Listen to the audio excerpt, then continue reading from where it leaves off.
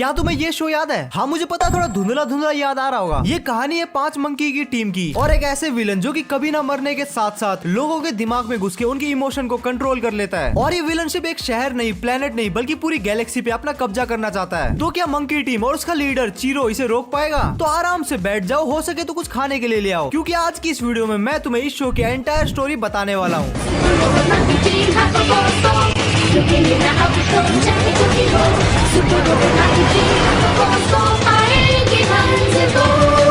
कहानी की शुरुआत होती है एक नॉर्मल से लड़के चीरो से, जो कि अपने शहर के बाहर आवारागर्दी कर रहा था। और उसी दौरान उसे एक जंग लगेला बड़ा सा रोबोट दिखता है। चीरो के कान में खुजली हो गई, कान और अपनी खुजली मिटाने के लिए वो लोंडा उस रोबोट के अंदर चला जाता है। रोबोट के अंदर उसे 5 बंदर दिखते हैं जो कि कंटेनर्स में थे। चीरो भाई की खुजली शांत नहीं हुई थी, तो वहाँ पे वो गलती से एक लीवर को दबा देता है। इसके कारण वो बंदर एक्टिवेट हो जाते हैं और फिर शायद बंदरों ने कहा होगा कि मालिक आपने हमें बचा लिया, आज से आप हमारे मदारी हो।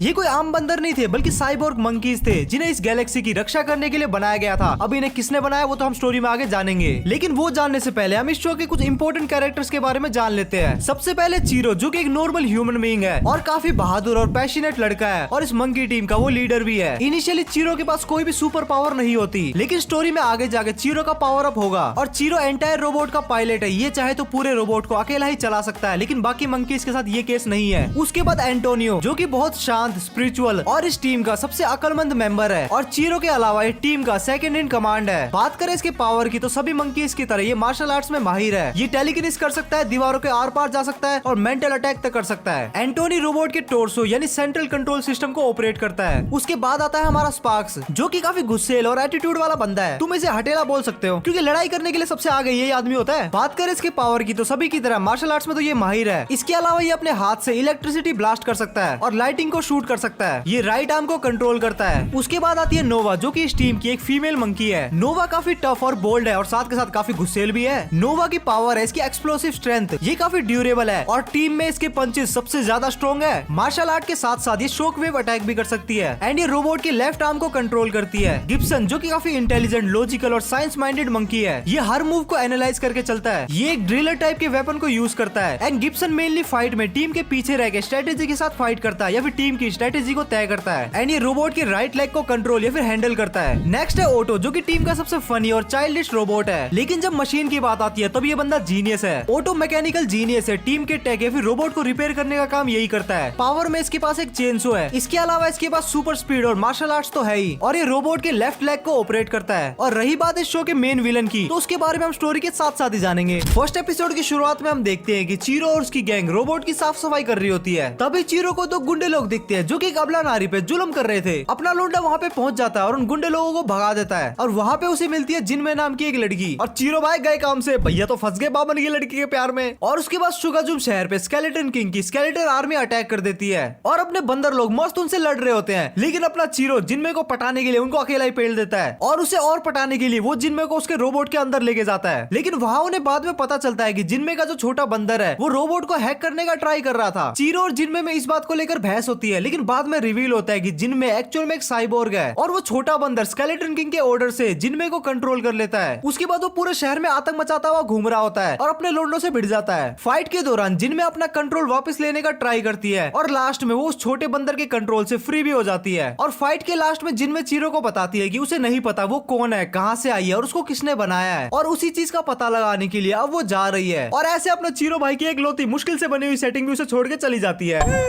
ये तो अस मोमेंट हो गया भाई। आगे हम देखते हैं कि चीरो और स्पार्क्स किसी एक स्पेस मिशन से वापस आ रहे होते हैं। रास्ते में स्पार्क की शिप कुछ मैग्नेटिक सिग्नल की वजह से अच्छे से काम नहीं कर रही थी, तो स्पार्क्स चीरो को घर भेज देता है और खुद वो मैग्नेटिक सिग्नल का पता लगाने के लिए चला जाता है। लेकिन अचानक से उसे कोई किडनैप कर लेता है और सीन शिफ्ट होता है अपने लोंडो पे, जो कि अपने हेडक्वार्टर में थे। स्पार्क्स के काफी टाइम तक वापस न आने पर वो उसे ढूंढने के लिए निकल पड़ते हैं और वो एक स्क्रैप प्लेनेट पे आते हैं जहाँ पे बस कूड़ा ही कूड़ा था। क्या मतलब कि ये सब दिल्ली आ गए? सॉरी।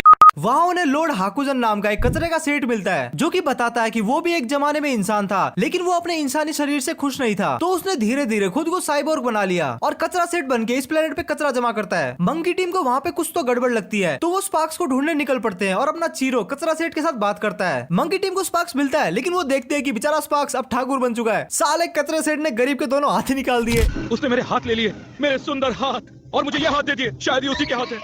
क्या तुम उंगलियों से करतब दिखा सकते हो? लेकिन कचरा सेठ दिल का इतना बुरा भी नहीं था। स्पार्क्स को असली बंदर के हाथ दिए थे उसने। अपनी टीम उसे पीटने का ट्राई करती है, लेकिन वो अपनी टीम की गुद्दी नाप के उनके भी हाथ ले लेता है। उसके बाद वो अपनी गैंग को जेल में डालकर शुगाजुम शहर का सारा इलेक्ट्रॉनिक सामान चोरी करने लग जाता है। उसके बाद अपने लोंडे कैसे ना कैसे करके वहाँ से फ्री हो जाते हैं। उसके बाद कचरा सेठ की गुद्दी नाप के वहाँ से चले जाते हैं और ऐसे कचरा सेठ का प्लेनेट भी तबाह हो जाता है। नेक्स्ट एपिसोड में हम देखते हैं कि किसी तो एक जेल से कोई तो एक बंदर भाग रहा है। देन सीन शिफ्ट होता है हमारी हीरो गैंग पे जो कि ट्रेनिंग कर रही थी। तभी एंटोनी चीरो को बताता है कि चीरो से पहले हमारा एक और लीडर था और टोटल हम 6 मंकीज थे और हमारा लीडर मैंडरिन बहुत ही ताकतवर और काफी इंटेलिजेंट मंकी था। लेकिन टाइम के साथ साथ उसे अपनी ताकत पे घमंड आ गया और वो शुगाजुम शहर पे राज करने की सोचने लगा। हमने टाइम रहते ही उससे लड़ाई की और उसे हरा कर कैद कर लिया। तभी शुगाजुम शहर पे अटैक होता है और रिवील होता है कि मैंडरिन वापस आ चुका है, वो भी एक बड़ी सी शिप के साथ। अपने लोंडे उसे लड़ने का ट्राई करते हैं, लेकिन मैंडरिन को मंकी के सारे अटैक्स के बारे में पता था क्योंकि उसने ही उन सबको वो सब अटैक सिखाए थे। और एंड में मैंडरिन अपनी मंकी गैंग को हरा देता है और एक नेक बैंड की मदद से उन सबको कैद कर लेता है और साथ ही साथ सेम नेक बैंड की मदद से वो शहर के सारे लोगों को कंट्रोल कर लेता है। उसके बाद वो चीरो को उसके साथ मिलके काम करने का ऑफर देता है और कहता है कि सोच ले, दोनों साथ मिलकर राज करेंगे, मौज करेंगे मौज। उसके बाद रिवील होता है कि मैंडरिन ने स्केलेटन किंग के साथ एक डील की थी कि मैंडरिन स्केलेटन किंग को मंकीज देगा, उसके बदले स्केलेटन किंग मैंडरिन को शुगाजुम शहर पे राज करने देगा। लेकिन अपना चीरो कैसे न कैसे करके मंकीज को आजाद करवाता है और साथ मिलके मंकीज और चीरो मैंडरिन से लड़ते हैं। लेकिन वो मैंडरिन को हरा नहीं पा रहे थे क्योंकि मैंडरिन को उनके सारे मूव्स पता थे। तभी चीरो सबको ट्रेनिंग के दौरान सीखे हुए नए मूव्स करने को बोलता है और मंकीज को चीरो के साथ ट्रेनिंग करने का फायदा मिला और एंड में उन सब ने मिलके मैंडरिन को हरा दिया। उसके बाद वहाँ से मैंडरिन भाग जाता है और सीधा स्केलेटन किंग के पास पहुंचता है और यहाँ पे इन लोगों ने कुछ तो भयानक प्लान किया है, वो क्या आगे पता चलेगा। नेक्स्ट एपिसोड में हम देखते हैं कि आसमान से कुछ तो शहर की तरफ आ रहा है और वो शहर में क्रैश हो जाता है। जब चीरो वहाँ पे जाता है तो वो देखता है कि ये तो उसकी सेटिंग जिनमे का सर है। जिनमे बोलती है ही इज कमिंग और शट डाउन हो जाती है। जिनमे किससे लड़ रही थी, इसकी ये हालत किसने की और आखिर जिनमे कहाँ से आई, इस बात का पता लगाने के लिए अपने लोंडे स्पेस की तरफ निकल पड़ते हैं। स्पेस में उनका सामना होता है एक बड़े से रोबोट से और वो रोबोट बहुत ही ज्यादा पावरफुल था और वो रोबोट अपने रोबोट पे भारी पड़ रहा होता है। तभी स्पार्क्स अपनी मैग्नेटिक पावर का यूज करके उस रोबोट को मीटेरोइड के बीच में फंसा देता है और ऐसा करके अपनी टीम बच जाती है और जान बचा के वो शहर में एक बार वापस आती है। लेकिन इसी दौरान वो सेम रोबोट शहर पे अटैक कर देता है। चीरो को पता था कि वो रोबोट बहुत ही ज्यादा पावरफुल है, तो बाकी मंकीज को कुछ ना बोल के वो बाकी मंकीज को एक जगह बंद करके अकेला ही उस रोबोट से लड़ने निकल पड़ता है। लेकिन वो रोबोट हमारे रोबोट को हरा देता है और रोबोट शट डाउन हो जाता है। उसके बाद चीरो रोबोट से बाहर आता है। तभी रिवील होता है कि उस रोबोट को मैंडरिन ही चला रहा होता है और उसने स्केलेटन किंग के साथ हाथ मिला के न्यू पावर्स को ऑब्टेन किया है। मंकी टीम वहाँ से आजाद होकर चीरो की मदद के लिए आती है, लेकिन मैंडरिन उन्हें इजीली हरा देता है और इसी लड़ाई के दौरान गिब्सन आइस में ट्रैप हो जाता है। दूसरी तरफ वो चीरो को ऑलमोस्ट मारने ही वाला होता है। तभी चीरो अपनी ट्रू पावर प्राइमेट को अनलॉक करता है जो कि एक गोरिल्ला शेप की काइंड एक सुसानो जैसी पावर थी जो कि चीरो को ultimate defence, super human strength और अल्टीमेट एजिलिटी देती है। और प्राइमेट की ट्रू पावर को सिर्फ चोजन वन ही अनलॉक कर सकता है। वो अपनी ट्रू पावर का यूज करके मैंडरिन को तो हरा देता है, लेकिन तभी वहाँ पे वो छोटा बंदर आता है जो कि मंकीज के सर पे एक डिवाइस लगा के उनका माइंड कंट्रोल कर लेता है। और फाइट से चीरो काफी एग्जॉस्ट हो गया था तो वो अपनी प्राइमेट पावर से बाहर आता है और तभी अपना सुपर रोबोट चीरो के ऊपर गिर जाता है। दोनों बंदरों को लगता है कि चीरो का काम तमाम हो गया तो उसे वहीं छोड़ के वहाँ से चले जाते हैं और चारों मंकीज को स्केलेटन किंग के हवाले कर देते हैं। लेकिन बाद में रिवील होता है कि चीरो एकदम ठीक है और वो गिब्सन को भी बर्फ से आजाद करवा देता है। नेक्स्ट एपिसोड में अपना गिब्सन और चीरो स्केलेटन किंग से अपनी टीम को बचाने के लिए उसके स्पेसशिप में जाते हैं। वो सुपर रोबोट को ऑटो पायलट में लगा देते हैं और खुद उस स्पेसशिप में लैंड करते हैं। स्केलेटन किंग को लग रहा होता है कि दोनों रोबोट के अंदर से उनसे लड़ रहे हैं, लेकिन एक्चुअल में चीरो और गिब्सन स्पेसशिप के अंदर आ चुके थे। शिप के अंदर चीरो को जिनमे की बॉडी मिलती है और अपने चीरो भाई ने दो प्यार भरी बातें क्या की, लोंडिया जाग गई। चीरो, गिब्सन और जिनमे की आधी बॉडी मंकीज को ढूंढने में निकल पड़ते हैं। उधर हम देखते हैं कि मैंडरिन मंकीज का पूरा माइंड कंट्रोल करने का ट्राई कर रहा होता है। चीरो और उसकी गैंग को अपने मेट्स मिल जाते हैं और इस बार चीरो मैंडरिन को एक ही अटैक में हरा देता है। लेकिन स्केलेटन किंग मंकीज को एक बार फिर से पकड़ लेता है और अब पहली बार चीरो और स्केलेटन किंग एक दूसरे के आमने सामने थे। स्केलेटन किंग अपनी साइकिक पावर का यूज करके चीरो को कुत्ते की तरह पीटता है। तभी एंटोनी बाकी मंकीज को प्राइमेट की पावर को यूज करने को बोलता है जिससे रिमोटली वो रोबोट को कंट्रोल कर सके और ऐसा करके वो कैद में होते हुए भी रोबोट को कंट्रोल कर पा रहे थे। और जैसे ही रोबोट स्केलेटन किंग के स्पेसशिप पे अटैक करता है वैसे ही स्केलेटन किंग को भी दर्द महसूस होने लगता है। तभी चीरो समझ जाता है कि स्केलेटन इस शिप से कनेक्टेड है और इसीलिए उसने डायरेक्टली कभी शुगाजुम शहर पे अटैक नहीं किया। चीरो स्केलेटन किंग से अपनी प्राइमेट पावर से लड़ता है और इसी बीच रोबोट और जिन में स्पेसशिप को डैमेज कर रहे होते हैं और मंकीज भी आजाद हो जाते हैं। अब स्केलेटन किंग का शिप ऑलमोस्ट टूटने वाला था, तभी वो एक ईगल टाइप पंछी में बैठ के वहाँ से फरार हो जाता है और एंड में चीरो और जिन में एक बार फिर से मिल जाते हैं और सबको लगता है कि स्केलेटन किंग मारा गया है। लेकिन क्या ये सच है वो तो हम आगे जानेंगे। लेकिन तुम में से 91% लोग मुझे बिना सब्सक्राइब किए हुए देख रहे हैं, तो जल्दी जल्दी सब्सक्राइब करके 100K से पहले की ऑडियंस का का पार्ट बन जाओ, क्योंकि 1 लाख सब्सक्राइबर पे मैं तुम्हारे साथ एक Q&A प्लान कर रहा हूँ। नेक्स्ट एपिसोड में चीरो एक डरावने सपने के साथ उठता है। तभी हम देखते हैं कि अपनी गैंग पे कुछ भूत लोगों ने अटैक कर दिया है। तभी उन्हें स्केलेटन किंग का होलोग्राम दिखता है और एक चीज उन्हें खींच के किसी अलग जगह पे ले जाती है। वहाँ उन्हें एक मिस्टीरियस आदमी दिखता है, जिसे देख के नोवा को लगता है कि शायद वो उसे जानती है। वो आदमी अपने लोंडो को बताता है कि वो लोग एक ड्रीम वर्ल्ड में है, जहाँ उनकी बॉडी सो रही है लेकिन उनका माइंड यहाँ पे है। उसके बाद वहाँ पे स्केलेटन किंग अटैक कर देता है, लेकिन चीरो उसे हरा देता है। लेकिन हारने के बाद स्केलेटन किंग अचानक से गायब हो जाता है। उसके बाद वो आदमी उन्हें एक जगह पे टेलीपोर्ट करता है और वहाँ से खुद गायब हो जाता है। और अपनी गैंग जब वहाँ का दरवाजा खोल के उसके अंदर जाती है तो वो देखती है कि वहाँ पे एक लैब है और वहाँ पे कुछ कंटेनर में बहुत ही छोटे छोटे बंदर है। और वही आदमी जो उनसे थोड़ी देर पहले बात कर रहा था, वो आदमी उन बंदरों पे अभी एक्सपेरिमेंट कर रहा है। और तभी अपनी मंकी गैंग को पता चलता है कि ये सब तो वही है और इसी आदमी ने उन्हें बनाया है गैलेक्सी की रक्षा करने के लिए। लेकिन किससे, ये सब वो सोच ही रहे होते हैं। तभी वो देखते हैं कि वो आदमी सुपर मंकीज को उसी कंटेनर में डाल के उनकी सारी मेमोरीज को गायब कर देता है। तभी उन्हें समझ में आता है कि क्यों उन्हें किसने बनाया, क्यों बनाया, उसके बारे में उन्हें कुछ नहीं पता। तभी वहाँ पे एक बहुत ही बड़ा शॉकिंग रिवील होता है कि उस आदमी ने सुपर मंकीज को गैलेक्सी की रक्षा करने के लिए बनाया, वो भी खुद से, क्योंकि कोई तो डार्क पावर उसे धीरे धीरे करप्ट कर रही थी और उसे पता था कि एक टाइम के बाद वो ऐसा शैतान बन जाएगा जिसे रोकने के लिए बहुत ही पावरफुल टीम की जरूरत पड़ेगी। और तब वहाँ पे एक और रिवील होता है कि ये आदमी करप्ट होकर स्केलेटन किंग ही बनता है। अपने लोंडे लोगों को कुछ भी समझ में नहीं आ रहा था कि ये क्या हो रहा है, क्यों हो रहा है। लेकिन तभी स्केलेटन किंग उन पे अटैक कर देता है और अपने लोंडे उससे लड़ते हैं और ड्रीम वर्ल्ड में उसे हरा देते, जिससे अपनी गैंग असली वर्ल्ड में जाग जाती है और उन्हें पता चलता है कि स्केलेटन किंग अभी खत्म नहीं हुआ है। एपिसोड की शुरुआत में अपने लोंडे एक अंडर वाटर मॉन्स्टर को हराते हैं और उसके बाद अपने एंटोनी को मेडिटेट करने में थोड़ी सी प्रॉब्लम आ रही थी। उसे महसूस होता है कि प्राइमेट पावर में कुछ तो गड़बड़ है, तो उसका पता लगाने के लिए वो अकेला चला जाता है। लेकिन रास्ते में उसे पता चलता है कि चीरो चुपके से उसके शिप में बैठ के उसके साथ आ गया था। वो एक प्लेनेट पे पहुंचते हैं जो कि प्राइमेट पावर का सोर्स था। वहां जाके कुछ सर्वेंट एंटोनियो को उसके मास्टर जेन के पास ले जाते हैं, लेकिन वो चीरो को अंदर जाने नहीं देते। और अंदर एंटोनी को पता चलता है कि जेन स्केलेटन किंग के हाथों से बिक गया है और वही प्राइमेट पावर को डार्क पावर से करप्ट कर रहा है। लेकिन क्यों, उसका जवाब आगे मिलेगा। एंटोनी उसे रोकने का ट्राई करता है, लेकिन वो उसका कुछ उखाड़ नहीं पाता। और तभी चीरो और बाकी मंकीज भी एंटोनी की मदद के लिए वहाँ पे आ जाते हैं और वो साथ में मिलकर जेन को तो हरा देते हैं। लेकिन जेन प्राइमेट पावर को कम्प्लीटली करप्ट करने में सक्सेसफुल रहता है। दूसरी तरफ हम देखते हैं कि स्केलेटन किंग का स्पेसशिप शुगाजुम शहर में आ चुका है। शुगाजुम शहर तो बर्बाद होगा ही,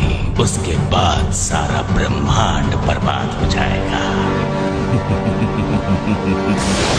स्केलेटन किंग के स्केलेटन शहर में हमला करते हैं और हमारे हीरो लोग आम लोगों को बचाने के लिए उनसे लड़ते हैं। लेकिन लड़ाई के दौरान ब्लैक डीमंस रोबोट को भी करप्ट कर देते हैं, जिससे अब स्केलेटन आर्मी और ब्लैक डीमंस रोबोट के अंदर घुस पा रहे थे और वो सब अपने हीरोज पे भारी पड़ रहे थे। तभी चीरो रोबोट के पेट के सेल्फ डिस्ट्रक्शन मोड को ऑन कर देता है, जिससे गुंडे लोग तो मारे जाते हैं, लेकिन रोबोट के पेट में एक बहुत ही बड़ा होल हो जाता है। बाकी मंकीज भी लड़ाई के दौरान बुरी तरीके से घायल हो जाते हैं और अपनी टीम का लीडर और सेकंड इन कमांड चीरो और एंटोनी स्केलेटन किंग से अकेले लड़ने पहुंच जाते हैं। और वहाँ पे स्केलेटन किंग रिवील करता है कि वो शुगाजुम शहर में कब्जा इसलिए करना चाहता है क्योंकि उनके मास्टर इस शहर के नीचे सील्ड है और उसने प्राइमेट पावर को डार्क पावर से करप्ट इसलिए किया ताकि उन दोनों पावर का यूज करके वो इस सील को तोड़ सके। और वहाँ पे ऐसा ही हो रहा था। जमीन के अंदर क्रैक होता है और उस क्रैक से कोई तो एक कीड़े जैसा जानवर बाहर निकलना शुरू होता है। अपना चीरो लड़ाई करते करते स्केलेटन किंग को उसी क्रैक में फेंक देता है, लेकिन पीछे से मैंड्रियन आता है जो कि एंटोनी को बुरी तरीके से घायल कर देता है। और उधर दूसरी तरफ जमीन और भी फटना शुरू होती है और उसके अंदर से वो कीड़े टाइप का प्राणी बाहर निकलता है, लेकिन उसने स्केलेटन किंग की बॉडी पे कब्जा कर लिया था और वो धीरे धीरे करके जमीन से और भी बाहर निकल रहा था। तभी अपनी मंकी टीम रोबोट के साथ आते हैं और उसे रोकने का ट्राई करते हैं, लेकिन कोई भी चीज काम नहीं आ रही थी। और फिर लास्ट में आके एंटोनी खुद को सैक्रिफाइस करने का डिसाइड करता है और वो खुद उसी क्रैक में जाके कूद जाता है।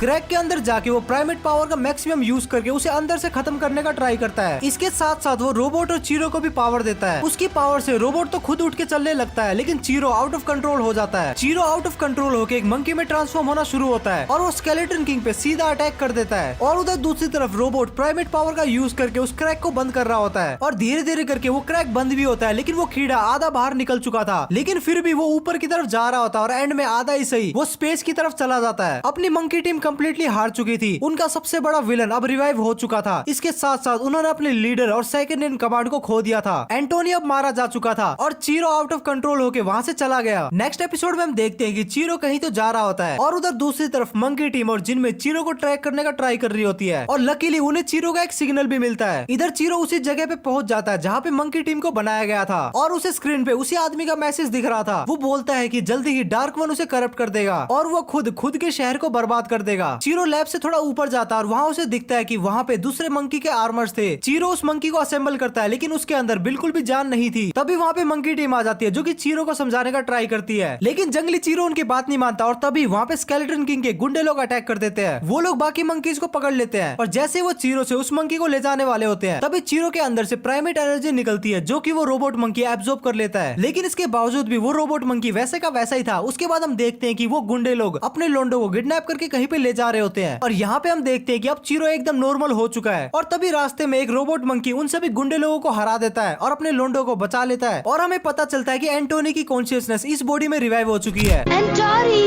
नहीं, यकीन नहीं होता।